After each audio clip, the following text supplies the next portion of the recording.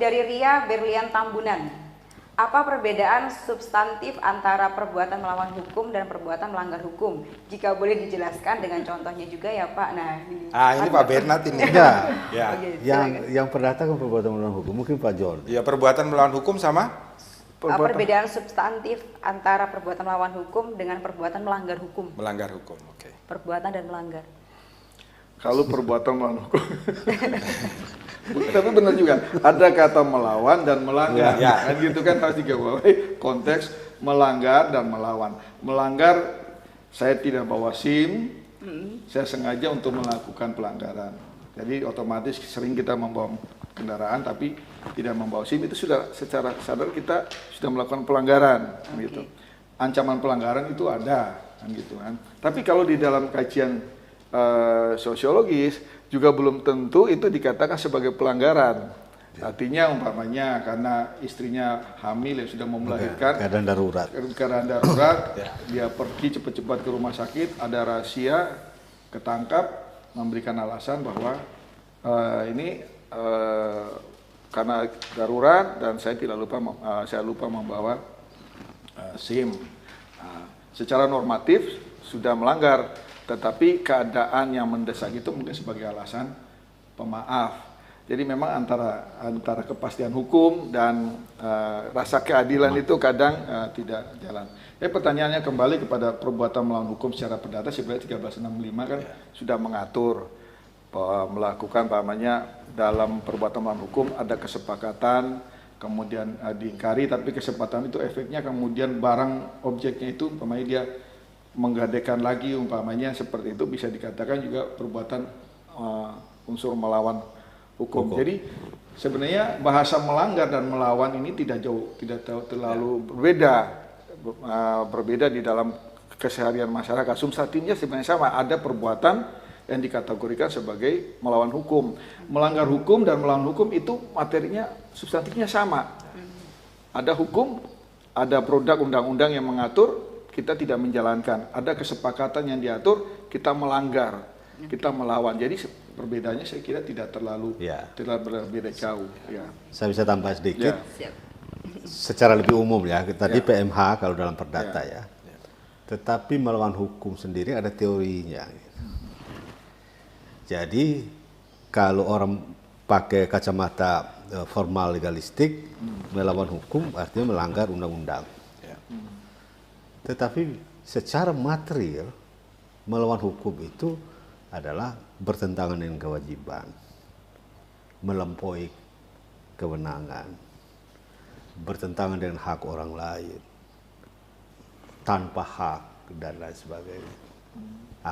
Itu masuk dalam wilayah teori melawan hukum. Tetapi dalam konteks perdata ada idiom khusus, yaitu PMH, perbuatan melawan hukum. Perbuatan-perbuatan yang secara perdata menimbulkan kerugian secara perdata, maka gugatannya gugatan PMH dia. Tetapi secara teoritis melawan hukum artinya Anda melanggar undang-undang, Anda melanggar hak orang lain, Anda tidak menjalankan kewajiban sendiri yang diwajibkan dan tanpa hak, atau melebihi kewenangan Anda, itu melawan hukum. Saya menjelaskan prakteknya. Sudah lengkap semua yang dikatakan oleh Pak John sama Pak Bernat. Saya jelaskan prakteknya, contohnya begini. Perbuatan melawan hukum di dalam perdata itu diaturnya adalah ganti rugi. Ganti rugi terhadap kerugian material maupun imaterial. Sedangkan kalau wan prestasi itu di dalam perdata itu dihitungnya bunga. Ini beda dulu satu. Nah, kenapa dikatakan perbuatan melawan hukum? Saya contohkan yang dikatakan Pak Bernat tadi. Jadi melanggar ketentuan undang-undang.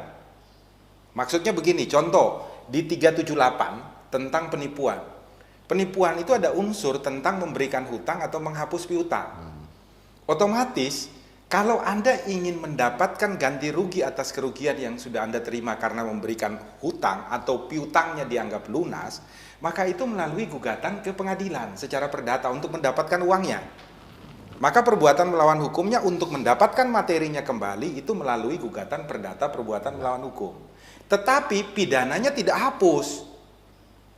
378-nya tetap masih bisa jalan. Sama dengan umpamanya penggelapan nih.